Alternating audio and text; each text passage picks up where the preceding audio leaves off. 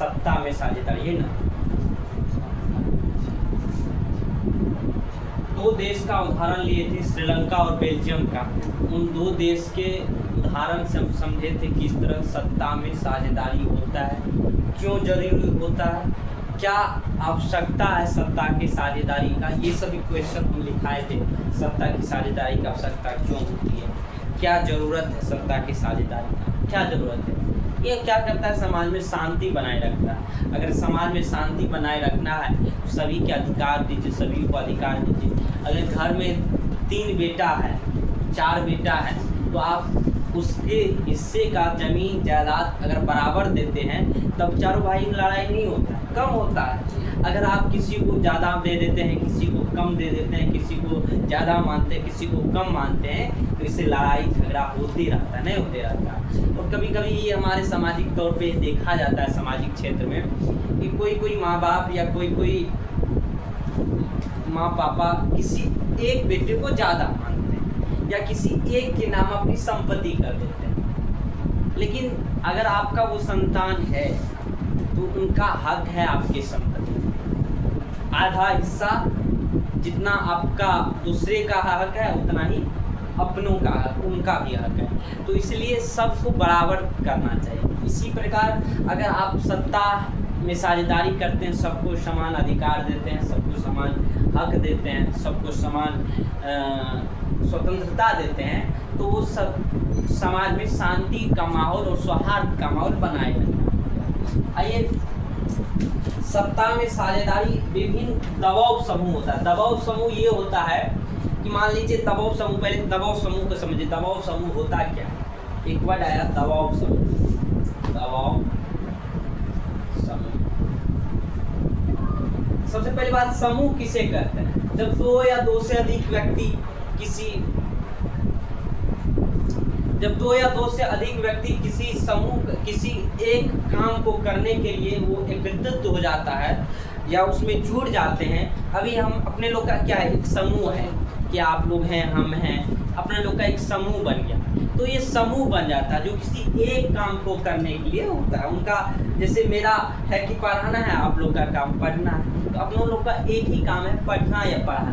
क्या नहीं है ना, मेरा पढ़ाना है, आपका पढ़ना। लेकिन हम भी कहीं पढ़ते हैं, हमको भी कोई कभी पढ़ाते नहीं पढ़ाते हैं, और या कभी हमको पढ़ाए थे, हम कभी पढ़ते थे। तो इसी को समूह कहा जाता है। उसी में आया दबाव। देखिए दबाव क्या होता है कि मान लीजिए कभी कभी क्या होता है, सरकार नीतियां बनाती है और जनता को लगता है, लोगों को लगता है कि वह नीतियां हमारे बस की नहीं है, हमारे फायदे की नहीं है, हमारे विरोध में लाया गया है। तो हम क्या करते हैं, उनका विरोध करते हैं। जैसे कॉलेज में आप जाते हैं, कॉलेज में आप जाएंगे, जाते तो नहीं होंगे लेकिन जाएंगे, कॉलेज में जाइएगा तो उसमें भी छात्र संगठन होता है। अगर कोई कॉलेज ज़्यादा फीस ले रहा है, कोई प्रोफेसर ज़्यादा घूस मांग रहा है, कोई कुछ कर रहा है, तो हम अपने उस क्षेत्र के जो नेता, उस यूनिवर्सिटी के जो नेता होते हैं, छात्र नेता होते हैं, उनको शिकायत मिलती है तो वो दबाव बनाते हैं। क्यों दबाव बनाते हैं कि आप घूस मत लीजिए, आपका जितना बनता है, आपका जितना फीस है, जितना सरकारी रेट है, आप उतना लीजिए। तो वही दबाव बनाते हैं। दबाव क्यों बनाते हैं? क्योंकि उनके पीछे भी क्या है, विद्यार्थी है, छात्र है। आप अगर अच्छे कर रहेंगे तो आपके पीछे खड़े रहेंगे, सब आदमी खड़ा रहेगा। अगर आप गलत कीजिएगा तो आपके पीछे कोई खड़ा रहने वाला नहीं। तो वही है दबाव समूह, इसी को दबाव डालता है ना, इसीलिए उसको दबाव समूह कहते हैं। छात्र के लिए छात्र आंदोलन हो जाता है, यूनियन संगठन, यूनियन मजदूरों का संगठन होता है, हर चीज का अपना, शिक्षकों का संगठन होता है ना, सब कुछ का संगठन होता है। सबके ऊपर एक नेता होता है, शिक्षकों का अपना प्राइवेट संघ होता है, कलाकारों का भी अपना एक वो होता है, संगठन होता है, हर चीज का एक संगठन होता है, ठीक ना। तो इसी को क्या कहते हैं, दबाव समूह कहते हैं। क्या कहते हैं, दबाव समूह कहते हैं। तो क्वेश्चन ये है, क्वेश्चन है कि विभिन्न दबाव समूह द्वारा, लिखना नहीं है, विभिन्न, तो लिखिए दबाव समूह द्वारा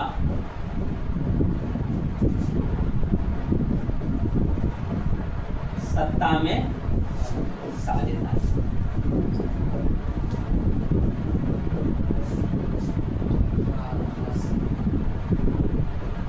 सत्ता में साझेदारी।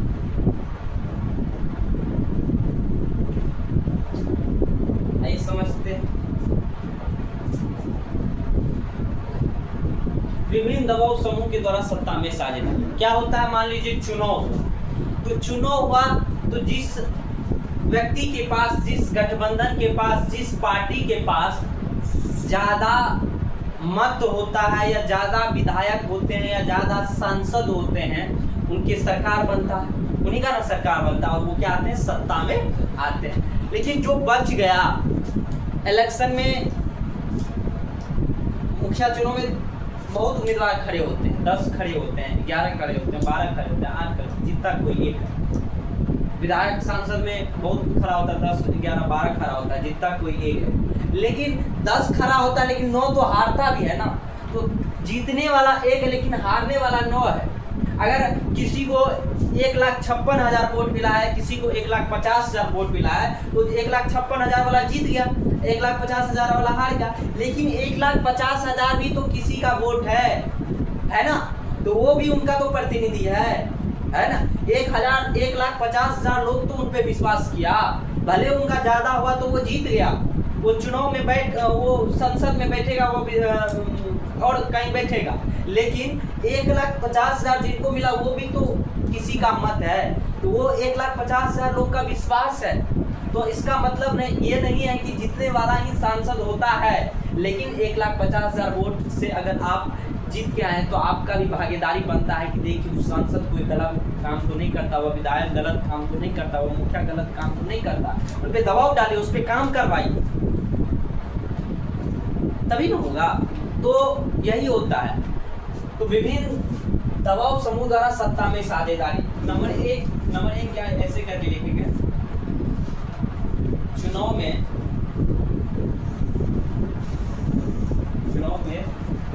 ज्यादा मत या गठबंधन वाली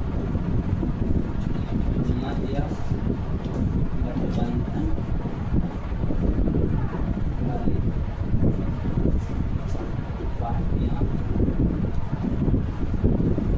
जीतती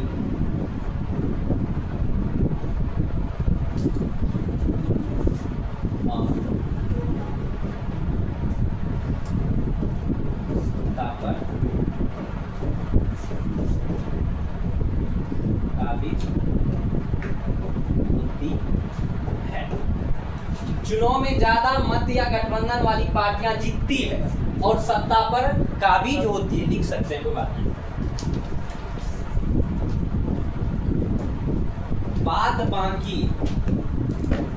बाद बाकी पार्टियां विपक्ष का कार्य करती है। किसका कार्य करती है? विपक्ष का कार्य करती है। विपक्ष का काम, विपक्ष का काम सत्तारूढ़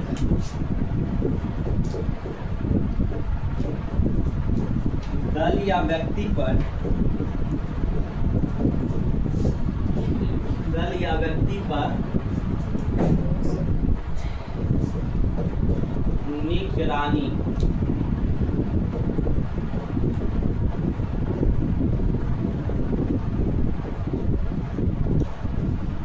निगरानी रखना है ताकि वो समाज और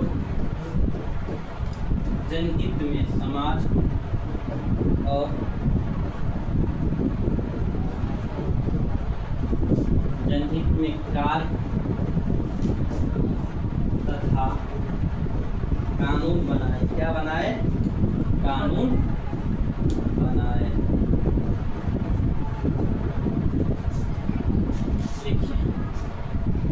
ठीक है सर, अब पीछे छूट गया, मतलब ये सब ज्यादा बना रहे हैं।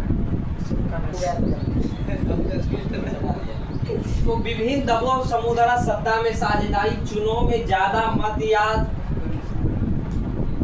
गठबंधन वाली ज्यादा मत जितने वाली पार्टी गठबंधन वाली पार्टियां दिखती है और सत्ता पर काबिल होती है, बाद बाकी पार्टियां विपक्ष का काज करती है, जो हारती है वो विपक्ष का काज करती है, कहती है। जैसे अभी मान लीजिए नरेंद्र मोदी सत्ता में है तो विपक्ष में राहुल गांधी है, नीतीश कुमार सत्ता में है तो तेजस्वी यादव विपक्ष में है ना, कोई मुखिया है तो उसके विपक्ष में भी कोई होगा। तो विपक्ष का काम सत्तारूढ़ दल या व्यक्ति पर निगरानी रखना है कि ताकि वो समाज और जनहित में कार्य तथा कानून बनाए। तो गलती देखते रहता है कहाँ गलती कर रहा है।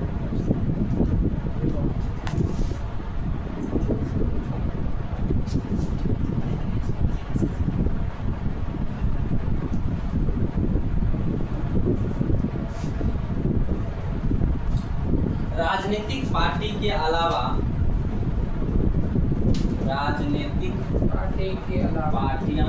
पार्टियां के अलावा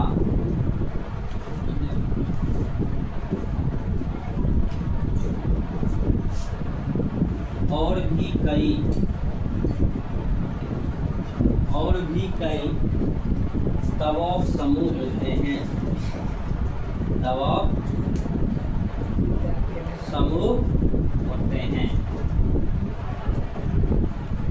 जैसे राजनीतिक पार्टी तो दबाव समूह है ही है, लेकिन उसके अलावा भी दबाव समूह जैसे छात्र संगठन, मजदूर यूनियन, मजदूर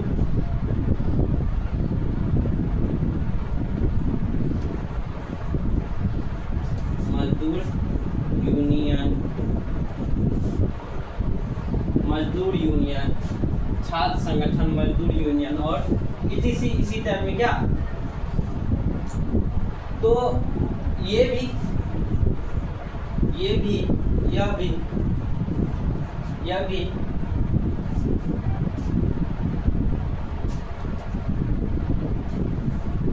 कई प्रकार के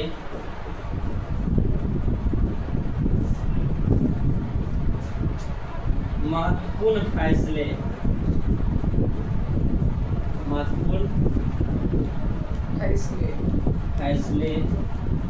लेने में अपना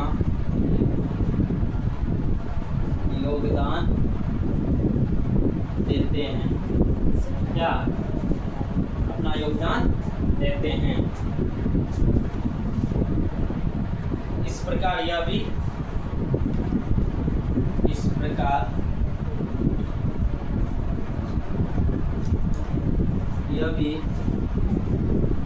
सत्ता में साझेदारी का अहम हिस्सा है, अहम हिस्सा है। ये साहब जी वीडियो ऑफ कर दीजिए। तो समझ गए, राजनीतिक पार्टी के अलावा और कई भी दबाव समूह होते हैं, जैसे छात्र संगठन, मजदूर यूनियन, बहुत सारे हैं अपने अपना में। यह भी कई प्रकार के महत्वपूर्ण फैसले लेने में अपना योगदान देते हैं। इस तरह प्रकार यह सत्ता में साझेदारी में अपना अहम योगदान निभाते हैं। अब क्वेश्चन एक क्वेश्चन मिटा दूं इसको। अब ये क्वेश्चन है कि सत्ता का जो बंटवारा है वो अधिक से अधिक लोगों में क्यों होना चाहिए। सत्ता का जो बंटवारा है वो अधिक से अधिक लोगों में क्यों होना चाहिए, ये क्वेश्चन है। आइए समझते हैं। पहले क्वेश्चन लिख लूं।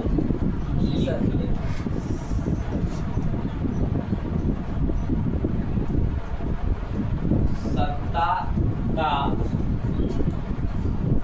बंटवारा अधिक से अधिक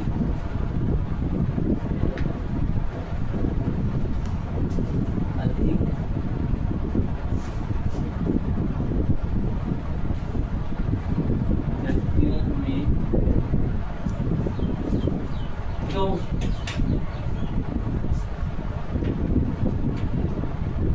आवश्यक है। क्या सत्ता का जो बंटवारा है वो अधिक से अधिक व्यक्तियों में क्यों आवश्यक है, आइए जानते हैं। देखिए, सत्ता का बंटवारा अधिक से अधिक व्यक्तियों में क्यों आवश्यक है, क्योंकि किसी भी लोकतांत्रिक राज्य में, किसी भी लोकतांत्रिक देश में राजनीतिक पार्टियां और राजनीति का मूल शक्ति कौन होता है? जनता होता है। कौन होता है? जनता होता है, मतलब प्रजा होते हैं क्या। तो जो शक्ति का बीजारोपण होता है किसके द्वारा होता है? जनता के द्वारा होता है। इसीलिए तो 18 घंटे पढ़ने वाले IAS अधिकारी भी नेताओं के पीछे छक मारते फिरते हैं, वो छत्ता ले दौड़ते फिरते हैं। मंत्री आता, सर भीग जाएंगे, सर भीग जाएंगे, सर दौड़ता है। ये नाटक का देखे एक SDM मैडम थी, छाता लेके दौड़ी पीछे दौड़ रही थी। इधर का हाल का वीडियो देखो तो पावर खौफ तो है भाई, वो नेताओं का खौफ तो है। 5 साल के लिए ही आता है, लेकिन राजा रहता है, राजा मुंबई का राजा। तो राजा अगर बनना है तो उसके लिए संघर्ष करना पड़ेगा क्या। चलिए, राजा से रंग नहीं बनना, ठीक। देखिए, तो सत्ता का बंटवारा अधिक से अधिक व्यक्तियों में क्यों आवश्यक है। तो नंबर 1, किसी भी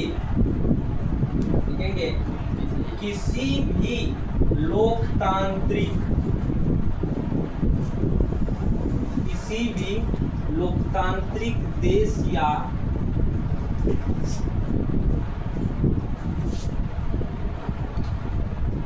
गणराज्य में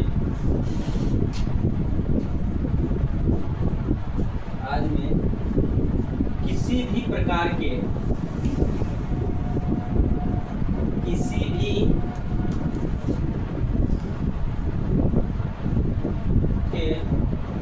राजनीतिक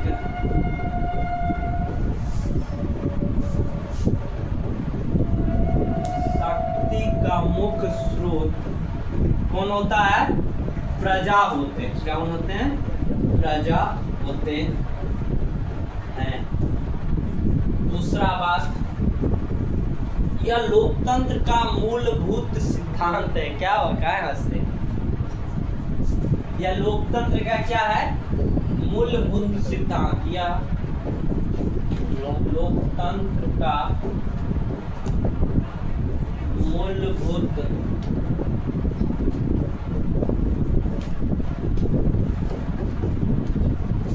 सिद्धांत है। ये लोकतंत्र क्या है? मूलभूत सिद्धांत है। लिखिए मूलभूत क्या है? सिद्धांत है, लिखिए। यह लोकतंत्र का मूलभूत सिद्धांत है। तीसरा नंबर में, लोग इस शासन व्यवस्था में क्या होता है, लोग बाद में लिखिएगा, सुन लीजिए, लिखा देता है, समय लिखते रहिए। इस शासन व्यवस्था में क्या होता है, लोग कि गणराज्य और स्वराज के माध्यम से अपने पे शासन करते हैं, नहीं करता शासन।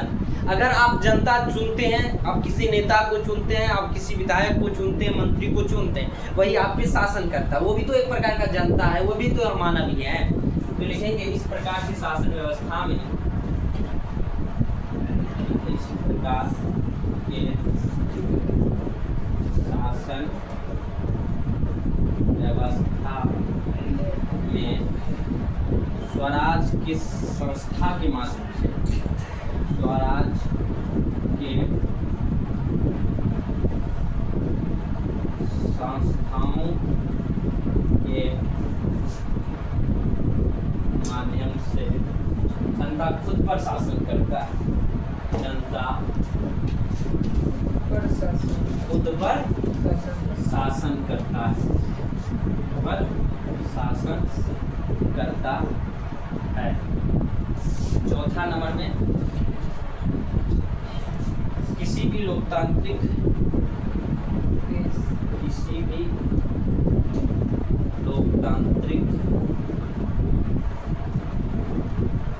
देश में विविध समूहों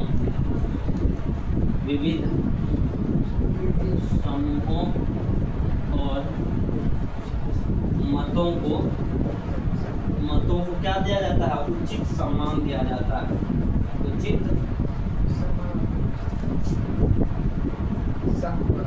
सम्मान दिया जाता है। जननीतियों के निर्माण में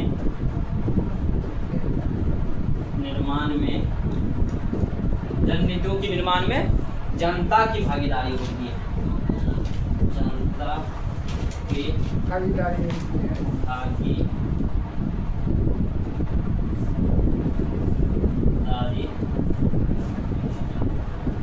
होती है।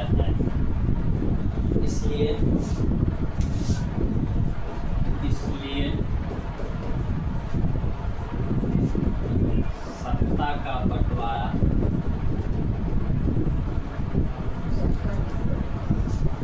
अधिक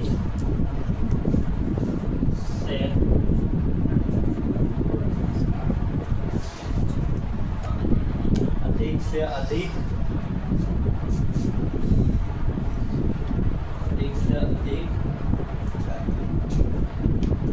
लोगों के बीच क्या है?